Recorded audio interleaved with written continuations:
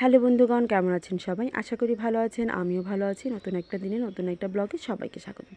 আশা করি ব্লগটা ভালো লাগবে। ভালো লাগলে লাইক, কমেন্ট, শেয়ার দিয়ে আমার পাশে থাকবেন। এই যে সকালবেলা ঘুম থেকে উঠে রওনা দিয়ে দিলাম। আর অনেক সকালবেলা ঘুম থেকে উঠেছি 5টার মতো সময়ে। তারপরে রেডি হয়ে এখন বেরোতে একটু দেরি হয়ে গেছে, 6:30টার মতো বেজে গেছে। আর এখন আমরা চন্দ্রার মধ্যে একটু বিরতি নিয়ে নিলাম। এখন আমরা খাওয়া দাওয়া করে নিব, কারণ অনেক সকালে বের হওয়ার কারণে এখানে পৌঁছতে 8টা বেজে গেছে।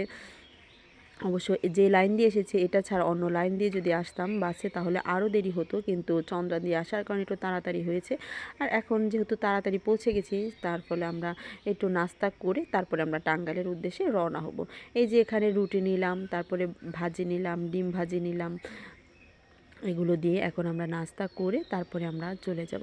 আর পরোটা তো আমার ছেলে বরাবরই অনেক পছন্দ করে, কতটুকু খাবে আমি সেটা বলতে পারছি না, তবে যতটুকুই খাওয়া দাওয়া করে বের হয়ে যাবে। ওর জন্য অবশ্য আমি নুডলস রান্না করে নিয়ে এসেছি, কিন্তু ও নুডলস খেতে চাচ্ছে না। পরবর্তীতে কোনো এক সময় খাওয়াই নিব। আর যেহেতু পরোটাটা খায়, তাই প্রথমে পরোটাটা খাওয়াবো। যখন মানে পৌঁছতে তো দেরি হয়ে যাবে, তখন দেখা যাবে যে ওকে নুডলসটা খাওয়াবো আর কি। যাই হোক, এখন আমি খাওয়া দাওয়া শুরু করে দিব।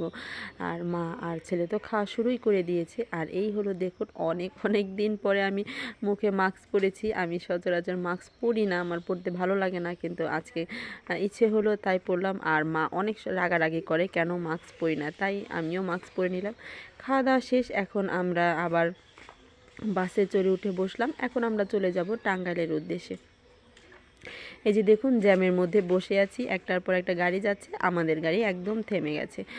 আর এই যে এখন কলেজে পৌঁছে যাব। কলেজে পৌঁছানোর পরে কলেজের বাকি যে কাজগুলো আছে সবগুলো কাজ করে এখন আমরা বাড়ির উদ্দেশ্যে রওনা দিচ্ছি। আমরা এখন রিকশায় আছি, আর কিছুক্ষণের মধ্যে পৌঁছে যাব আর কি। ছেলে তো খুব উপভোগ করছে, আর বলছিলাম যে বাবা চলো যাই, আমরা ঢাকায় মিরপুরে চলে যাই, আর বাড়িতে যাওয়ার প্রয়োজন নাই, দাদু বাড়িতে যাওয়ার প্রয়োজন নাই। ও বলছে যে না, আমরা বাসায় যাব না, আমি দাদু বাড়িতে যাব। ও একদমই বাড়িতে যেতে চায় না, বন্ধ জীবন ওর একদমই পছন্দ না। আর গ্রাম জিনিসটা ও খুব পছন্দ করে, খোলামেলা জায়গা, ও দৌড়াদৌড়ি ছোটাছুটি করতে পারে।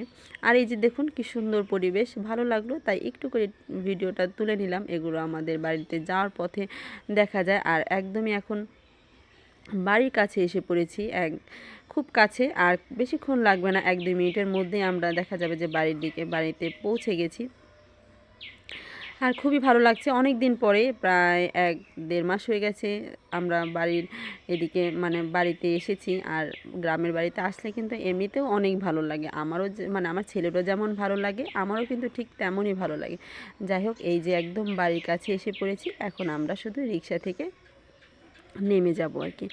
আমি তো প্রথমে ভেবেছিলাম হয়তোবা আমার ছেলে একদমই চিনবে না, কিন্তু ও রিক্সা থেকে নামার পরে নিজেই একা দৌড়ে বাড়ির দিকে ঢুকে গেল। মাও পেছন যাচ্ছে যে ও আসলে চিনবে নাকি।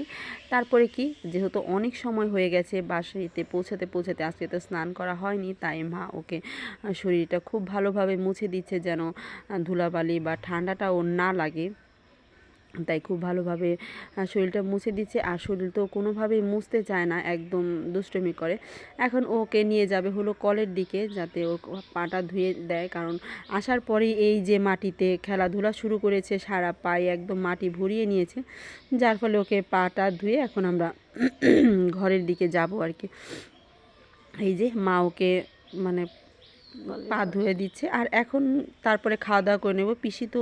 পিসি কাকি সবাই বারে বলছিলে খেয়ে নে। তারপর অনেকক্ষণ পরে একদম রেস্ট নিয়ে এখন খাওয়া দাওয়ার জন্য বসে গেলাম। আর এই যে দেখুন, ঢ্যাঁড়স ভাজি করেছি, আর এইটাই ভিডিও শ্যুট করতে পেরেছি, তার পরবর্তীতে আর করিনি। আর এখন হলো পরের দিন সকালবেলা, আর সারাদিন কালকে রাতের বেলা ওইভাবে শ্যুট হয়নি, কারণ সারাদিন কলেজের ক্লাস সাথে জার্নি দিয়ে একদম খারাপ অবস্থা ছিল। তারপর দিন সকালবেলা দেখুন, সকালবেলা তো খুব বৃষ্টি হয়েছে, অনেক দিন পরে নাকি এখানে বৃষ্টি হয়েছে, একদম সবুজ হয়ে গেছে সব কিছু। একদম রাতের বেলা কি সুন্দর যে একটা ঘুম হয়েছে সেটা বলার মতো না। আর এই যে এগুলো দেখছেন, এগুলো হলো আমাদের বাড়ির গাছের কাঁঠাল আর আম। আজ এ পর্যন্তই, আশা করি ব্লগটা ভালো লেগেছে। ভালো লাগলে লাইক, কমেন্ট, শেয়ার দিয়ে পাশে থাকবেন। টাটা।